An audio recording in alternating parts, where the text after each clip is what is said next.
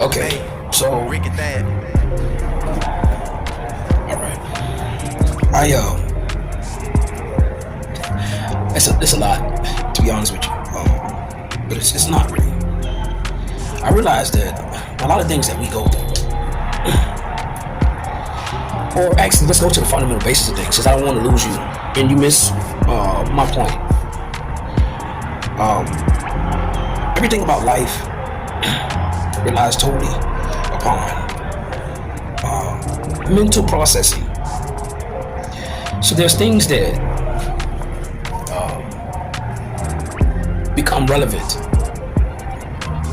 based off of a point of agreement to an extent. Most of the time, we overlook this thing that I find to be a granted authority that God has given every human being in this world. There is an authority that most people would, I would say, overlook because of the domestication of how we've been raised. So naturally, you just kind of come into an agreement with things that don't really have a right to just naturally have or come into some type of disposition with you. But when you're interacting with the world or existence, we just have this tendency to come into an agreement with making things relevant that wouldn't really have that much vitality if we were more conservative with the attention that we have. I find attention to be so vital. And the reason why I'm saying this is because this is really where the foundation of all, I would say, mental deficiencies come from. What I mean by that, when it comes to like psychological defect or people having some type of mental health issues, a lot of struggling and suffering would not be provided if someone or we had the right way of being raised and we were educated rightly in who we are as individuals. If we were better educated in the way we come into an interaction with our host or our being, you know what I'm saying? And I think that people overlook or mistake where authority really truly lies in existence. So within this exchange, there are some things that transpires between you and God. And in that exchange, there's so many other things a part of the happening that we become preoccupied. And I wouldn't say nonsense, but into things that don't really service us in actually articulating ourselves a lot better in life. And I think that the call for a human being is to being able to exchange information. I think that our primitive cause, I think the incentive behind why we exist, and we have our formality of being, such as our own individuality, is because of our duty to exchange information. All right, and the way and the ability and how in which we can expound on things, our expression far exceeds pretty much any other species on this earth. I'm not going to say in the universe, but for us to have that ability pretty much gives us a better ground on the direction we should go. And once I realized that, I had to come or delve within myself to understand what everything that I witness relies on. And it relies on my sensory of being. It relies not just in the totality of just my mental state of being, but that's where my registry, the derivative of my registry, it goes to my mental. So once I got within that point of consciousness of understanding how things function there, I come to an understanding about the level of authority that I have as a being.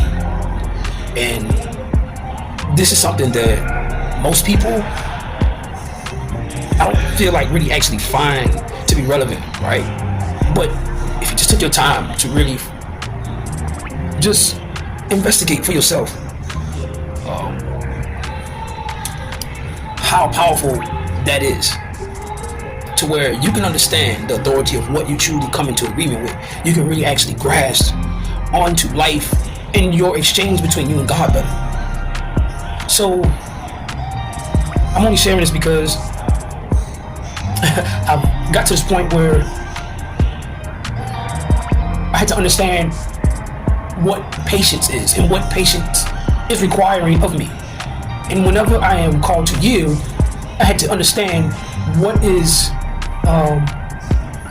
the impulse behind my urge or my desires. And I had to understand the incentives. I had to understand these things in order to comprehend or better comprehend or understand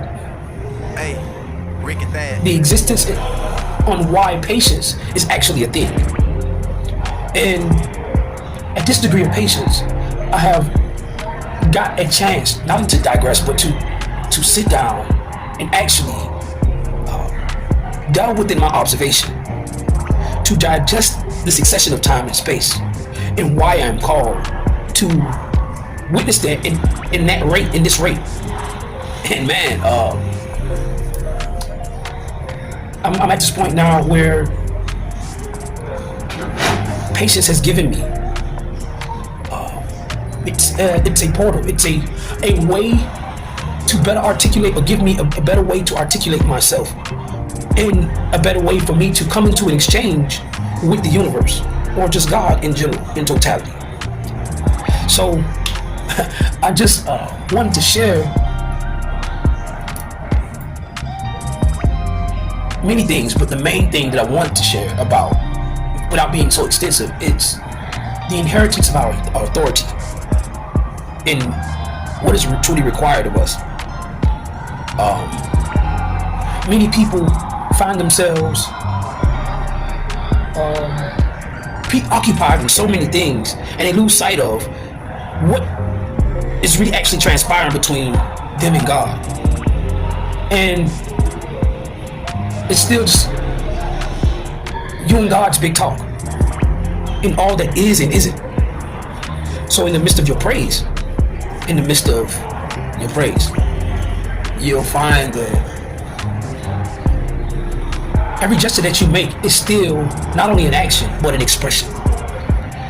And all things that you're seeing is actually what you're saying due to your productivity. So as I sit here and I wait, I remember saying this. I wrote this piece when I was like maybe 14, maybe 13, 14 years old. I used to be into writing poetry a lot. And I said this piece, but now that it just rings a bell on me, it's kind of wild that